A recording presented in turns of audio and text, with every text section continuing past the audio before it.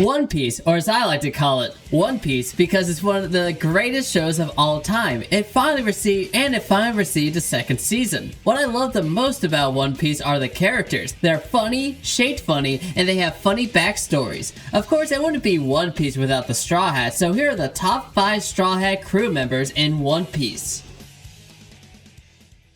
Coming in at number 5 is Blackbeard. Blackbeard is a pirate and also very evil and stuff. He has multiple devil fruit powers, which is against the rules, but he doesn't care. Blackbeard was known for putting lit fuses in his beard too to look scary. Meow, which is basically just theater kid behavior. Blackbeard is a pirate, a menace, and he does have a hat.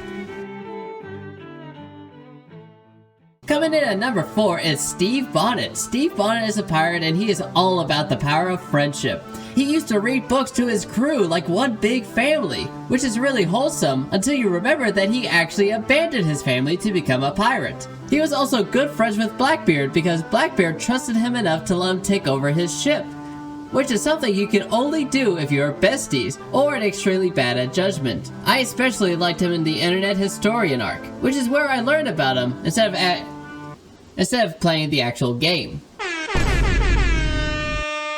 Coming in at number 3 is Sir Francis Drake. Sir Francis Drake was a very successful pirate and also worked for the government. Imagine if Monkey D. Luffy teamed up with the world government. He would be able to become the king of the pirates faster.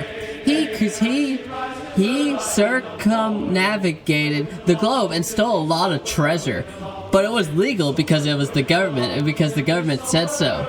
This makes him one of the strongest pirates of all time.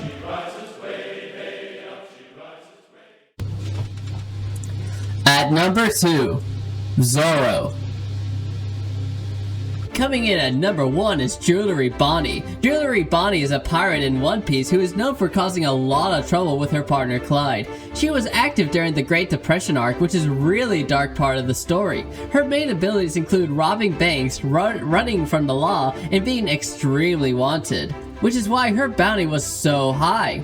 Even though she doesn't use the devil fruit, she makes up for it by using guns and crime. She is honestly best girl. If only we could see her take wing.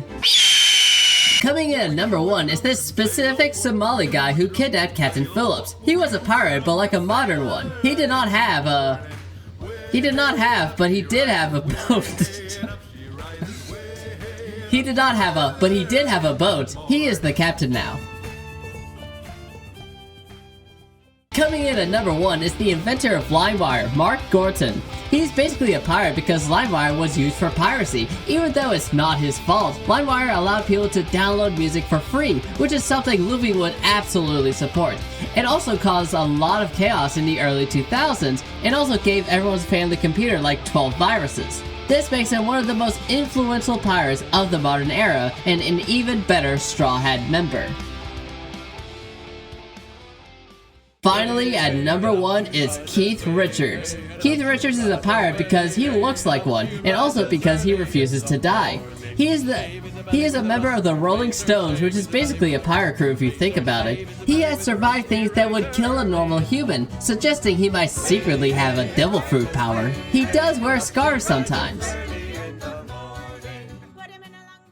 Finally, at number 1 is my old friend Andrew, who, when The Dark Knight came out, my parents wouldn't let me see it because they said it would be too scary for me, even though I knew I wouldn't. But Andrew's parents were like cool, and they let him see it, and then he recorded the movie on a camera, and then he let me watch it at a sleepover, and I didn't get scared, but it must have been cold because I was shaking a lot, and we had to stop the movie halfway through because Andrew got scared. I wasn't even scared though, even though I was crying.